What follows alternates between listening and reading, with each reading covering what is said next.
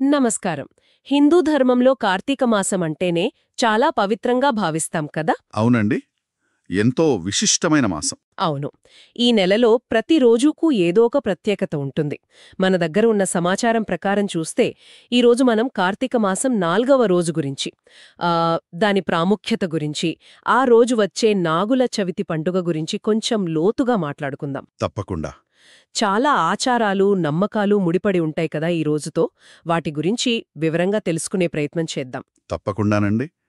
కార్తీక మాసం అంటేనే తెలుసు కదా, దీపాలు, పూజలు, ఉపవాసాలు, ఒక ఆధ్యాత్మికమైన వాతావరణం ఉంటుంది. అవును. అందులోనూ ఈ కార్తీక శుద్ధ చవితి అంటే నెలలో 4వ రోజు వస్తుంది కదా, ఆ నాగుల చవితికి మరీ ప్రత్యేక స్థానముంది.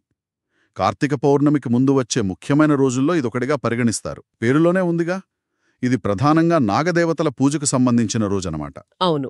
నాగుల చవితి అనగానే నాకు కూడా పుట్టలో పాలు పోయడం గుర్తొస్తుంది వెంటనే. అదే గదా ముఖ్యంగా చేసేది. నాగులు భూమిని సంరక్షిస్తారని అంటారు కదా, భూసారాన్ని కాపాడతారని, పంటలకు మేలు చేస్తారని కూడా విన్నాను. నిజమే.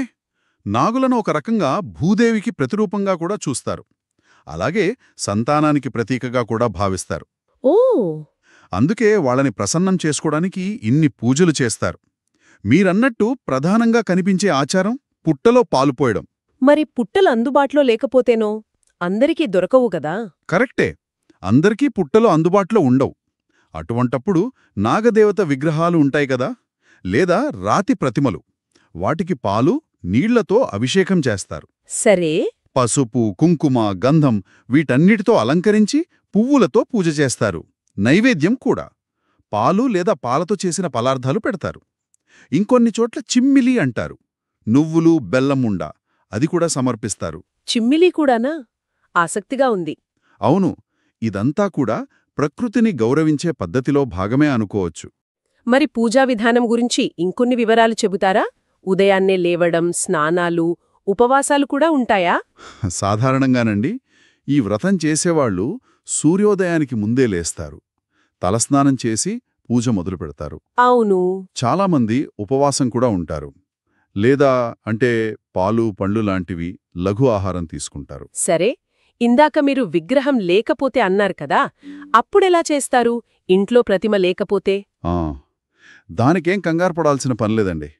నేలని శుభ్రం చేసి పసుపుతో కాని లేదంటే బియ్యపు పిండితో కాని ఒక 7 లేదా 9 పడగల నాగరూపాన్ని ముగ్గులా వేస్తారు. ఓ, నేలమీద ముగ్గులాగానా? అవునండి.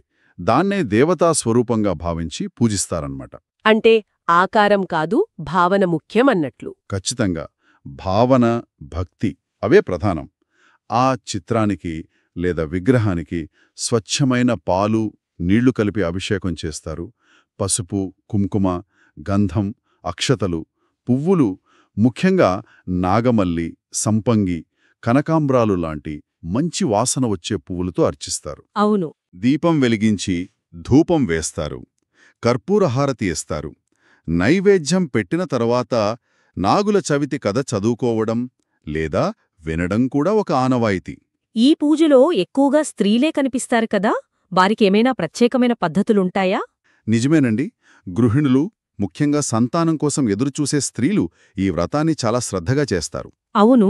పుట్టలో పాలు పోయడంగాని, నాగ ప్రతిమలకు పూజ చేయడంగాని ఇవన్నీ వాళ్లే ప్రధానంగా చేస్తుంటారు. కుటుంబం బాగుండాలని, సంతానం కలగాలని, ఉన్న పిల్లలు వృద్ధిలోకి రావాలని నాగులను ప్రార్థిస్తారు. అలాగే చాలామంది నాగకవచం, నాగస్తోత్రాలు లేదా సర్పసూక్తం లాంటివి చదువుకుంటారు. ఓ, స్తోత్రపఠనం కూడా చేస్తారా? అవును. ఇంకో ఆసక్తికరమైన విషయమేంటంటే, నాగులకు పవిత్రంగా పాలు సమర్పిస్తారు కదా. అవును. అందుకని కొంతమంది భక్తులు ఆ రోజు తాము పాలుగాని, పాలతో చేసినవిగాని తినరు, తాగరు. అదా సంగతి. పాలను నైవేద్యంగా పెట్టి తాము తీసుకోకపోవడం, ఇది వారి నియమనిష్టలకు నిదర్శనమన్నమాట. అవునండి. అది వాళ్ళ భక్తికి, నియమానికి నిదర్శనం. ఇంత భక్తి, శ్రద్ధలతో ఈ వ్రతం చేస్తారు కదా, మరి దీనివల్ల ఎలాంటి ఫలితాలొస్తాయని నమ్ముతారు? అసలు ముఖ్య ఉద్దేశ్యాలేమిటి? ఈ నాగపూజ వల్ల ముఖ్యంగా కుటుంబంలో సుఖశాంతులు ఉంటాయని, సౌభాగ్యం కలుగుతుందని గట్టి నమ్మకం అండి. సరే. అన్నిటికన్నా ముఖ్యంగా సంతానం లేని దంపతులకు సంతాన ప్రాప్తి కలుగుతుందని ప్రగాఢంగా విశ్వసిస్తారు. ఓ, సంతాన ప్రాప్తి కోసం. అవును, అది చాలా ముఖ్యం. అంతేకాకుండా ఈ పూజ వల్ల తెలిసి తెలియక చేసిన పాపాల నుండి విముక్తి దొరుకుతుందని, ఆ, ముఖ్యంగా సర్పదోషం లేదా నాగదోషం అంటారు కదా, అవును. అది ఉంటే దాని ప్రభావం తగ్గుతుందని కూడా భావిస్తారు. సర్పదోషం దాని గురించి కొంచెం వివరిస్తారా? ఇది జ్యోతిష్యానికి సంబంధించిందా? అవునండి, ఇది జ్యోతిష్య శాస్త్రంలో వస్తుంది. సర్పదోషం లేదా నాగదోషం అంటే ఒకరి జాతకంలో రాహువు కేతువులను సర్పగ్రహాలుగా చూస్తారు కదా. అవును, రాహుకేతువులు. ఆ గ్రహాలు కొన్ని ప్రతికూల స్థానాల్లో ఉండటం వల్ల కొన్ని ఇబ్బందులు వస్తాయని, దాన్నే దోషంగా భావిస్తారు. దీనివల్ల సంతానం కలగడంలో సమస్యలు, ఆరోగ్య సమస్యలు, పెళ్లి ఆలస్యం అవడం ఇలాంటివి జరుగుతాయని జ్యోతిష్య పండితులు చెప్తారు. ఓ, అలాగా. అందువల్ల అలాంటి దోషాలున్నవాళ్లు ఈ నాగుల చవితి రోజున ప్రత్యేకంగా పూజలు చేస్తే ఆ దోషం నివారణ అవుతుందని నమ్ముతారు. అర్థమైంది. అంటే పిల్లల కోసం ఎదురుచూసేవాళ్ళు, అలాగే జాతకంలో ఈ సర్పదోషం ఉందని తెలిసినవాళ్ళు, వాళ్ళు ఈ వ్రతాన్ని మరింత శ్రద్ధగా చేస్తారన్నమాట. ఖచ్చితంగా. ఇది వాళ్లకొక పరిహారంలాగా ఉపయోగపడుతుందనుకుంటారు. సరిగ్గా చెప్పారు. పుత్రసంతానం కావాలనుకునేవాళ్లు లేదా ఉన్న పిల్లలు ఆరోగ్యంగా బాగా పెరగాలనుకునేవాళ్లు ఈ వ్రతాన్ని ఎంతో నిష్టగా చేస్తారు. అలాగే మీరన్నట్టు సర్పదోష పరిహారానికి ఇదొక ముఖ్యమైన రోజుగా చాలామంది భావిస్తారు. ఆ దోషాల ప్రభావం నుంచి బయటపడ్డానికి ఇదొక ఆధ్యాత్మిక మార్గమన్నమాట. మరి ఈ వ్రతానికి, ఈ నాగపూజకు సంబంధించి మన పురాణాల్లో గాని, పాత గ్రంథాల్లో గాని ఏమైనా ఆధారాలున్నాయా? దీని వెనుక కథలేమైనా ఉన్నాయా?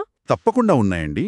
అసలు నాగజాతి ప్రస్తావన మన ఇతిహాసాల్లో, పురాణాల్లో చాలా చోట్ల కనిపిస్తుంది. అవును కదా, ఆదిశేషుడు, వాసుకి. అవును. ఇక నాగుల చవితి వ్రతం గురించైతే స్కాంద పురాణం, బ్రహ్మాండ పురాణం లాంటి గ్రంథాల్లో స్పష్టంగా వివరించారు. దాని ఆచరణ ఎలా, ఫలితాలేంటి అని. వేదాల్లో కూడా సర్పసూక్తమని నాగదేవతల ప్రార్థనలు ఉన్నాయి. ఇంకా చాలా నాగస్తోత్రాలు కూడా ఉన్నాయి. వాటిని భక్తులు ఈరోజు చదువుకుంటూ ఉంటారు. ఏ నాగదేవతలను ఎక్కువగా పూజిస్తారీరోజు? చాలామంది ప్రముఖ నాగులున్నారు గదా మన పురాణాల్లో. అవునండి. ప్రధానంగా అష్టనాగులు అంటారు. అంటే 8 మంది ముఖ్యమైన నాగరాజులు. వాళ్లని స్మరించుకుంటారు. అష్టనాగులు ఎవరు వారు? ఆదిశేషుడు, వాసుకి, తక్షకుడు, కర్కోటకుడు, పద్ముడు, మహాపద్ముడు, శంఖపాలుడు, కులికుడు. ఓ, ఈ పేర్లు వినే ఉంటాం. తప్పకుండా. వీరితో పాటు అనంత, గుళిక ఇలాంటి ఇతర నాగదేవతలను కూడా పూజిస్తారు. ఆదిశేషుడు విష్ణుమూర్తికి పాన్పుగా, వాసుకి శివుడి మెడలో ఉంటారు కదా, దాన్ని బట్టే వాళ్ల ప్రాముఖ్యత తెలుస్తుంది. నిజమే. వీరిని పూజిస్తే భూమికి సంబంధించిన దోషాలు, అంటే వ్యవసాయంలో ఇబ్బందులు, భూతగాదాలు లాంటివి తొలగిపోతాయని, అలాగే వంశపారంపర్యంగా వచ్చే కొన్ని కులదోషాలు కూడా పోతాయని పురాణాలు చెప్తున్నాయి. ఈ అష్టనాగుల పేర్లు వింటుంటేనే మన పురాణ కథలన్నీ గుర్తొస్తున్నాయి. సరే, ఇప్పుడు మళ్ళీ కార్తీకమాసం విషయానికొద్దాం. మొత్తం నెలంతా పవిత్రమే అంటున్నాం కదా. అవునండి. మరి ప్రత్యేకంగా ఈ 4వ రోజున నాగుల చవితి రావటం వల్ల అదనపు ప్రాముఖ్యత ఏమైనా ఉందా? మిగతా కార్తీకమాసం రోజులతో పోలిస్తే ఈ రోజుకున్న ప్రత్యేకతేంటి? మంచి ప్రశ్న అడిగారు. కార్తీకమాసంలో ప్రతిరోజు పవిత్రమే, అనుమానం లేదు. ప్రతిరోజు ఉదయాన్నే స్నానం చేయడం, దీపారాధన, ముఖ్యంగా శివ విష్ణు ఆలయాలకు వెళ్లడం. అవును, దీపాలు పెట్టడం ముఖ్యం గదా. చాలా ముఖ్యం. తులసికోట దగ్గర, గుమ్మాల దగ్గర దీపాలు వెలిగించటం, ఉపవాసాలు, జాగరణలు, పురాణం చదువుకోవటం లేదా వినడం ఇవన్నీ ఈ నెలలో చాలా మంచి ఫలితాల్నిస్తాయి. అయితే ఈ 4వ రోజున నాగుల చవితి రావడం వల్ల ఆ రోజు చేసే పూజలకు, దానాలకు ఫలితం రెట్టింపు అవుతుందని శాస్త్రవచనం. ఓ, డబుల్ బెనిఫిట్ అన్నమాట. అవునండి. అంటే ఆ రోజు చేసే దీపదానం, సర్పపూజ, విష్ణువు లేదా శివపూజ వీటికి ద్విగుణ ఫలం లభిస్తోందని నమ్మకం. అంటే రెట్టింపు ఫలితం. అవును. కార్తీకమాసం నియమాలు పాటిస్తూనే ఈ నాగుల చవితి పూజ కూడా చేయడం వల్ల ఆధ్యాత్మికంగా ఇంకా ఉన్నతి లభిస్తుందన్నమాట. అంటే కార్తీకమాసం పూజల పుణ్యఫలానికి నాగుల చవితి పూజ ప్రయోజనాలు కూడా తోడవుతాయన్నమాట. ఇది చాలా బావుంది. అలాంటప్పుడు ఈ నాగుల చవితి వ్రతాన్ని ఈ కార్తీకమాసంలో చేయడం వల్ల మొత్తం మీద ఎలాంటి ఫలితాలను ఆశించవచ్చు? తప్పకుండా. కార్తీకమాసం 4వ రోజున ఈ నాగుల చవితి వ్రతాన్ని భక్తితో చేస్తే చాలా శుభ ఫలితాలు కలుగుతాయని పెద్దలు చెప్తారు. క్లుప్తంగా కొన్ని చెప్పాలంటే, 1 సర్పదోష నివారణ. ఇందాక మనం అనుకున్నట్టు జాతకంలో ఉన్న సర్పదోషాలు, వాటి వల్ల వచ్చే ఇబ్బందులు తొలగిపోతాయి. సరే. 2 సంతాన సౌభాగ్యం. పిల్లల్లేని వారికి సంతాన భాగ్యం కలుగుతుంది. ఉన్న పిల్లలు ఆరోగ్యంగా ఎదుగుతారు. ఇది చాలా ముఖ్యం కదా. అవునండి. 3. కుటుంబ శ్రేయస్సు. ఇంట్లో శాంతి, సంతోషం, ఆర్థిక అభివృద్ధి, సిరి సంపదలు పెరుగుతాయి. 4. ఆరోగ్యం మరియు రక్షణ. అనారోగ్య సమస్యలు తగ్గుతాయి. తెలియని భయాలు, శత్రువుల బెడద నుంచి రక్షణ దొరుకుతుంది. ఓ, మొత్తం మీద చూస్తే ఇటు లౌకికమైన సుఖాలను, అటు ఆధ్యాత్మికమైన ప్రశాంతతను రెండింటినీ ఇచ్చే ముఖ్యమైన వ్రతమని చెప్పొచ్చు. చాలా స్పష్టంగా అర్థమైంది.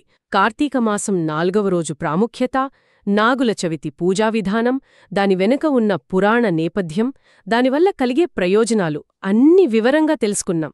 ఈ సమాచారం వినేవారికి వారి ఆచారాలను ఇంకాస్త బాగా అర్థం చేసుకోవడానికి ఉపయోగపడుతుందని ఆశిస్తున్నాను. నిజమేనండి.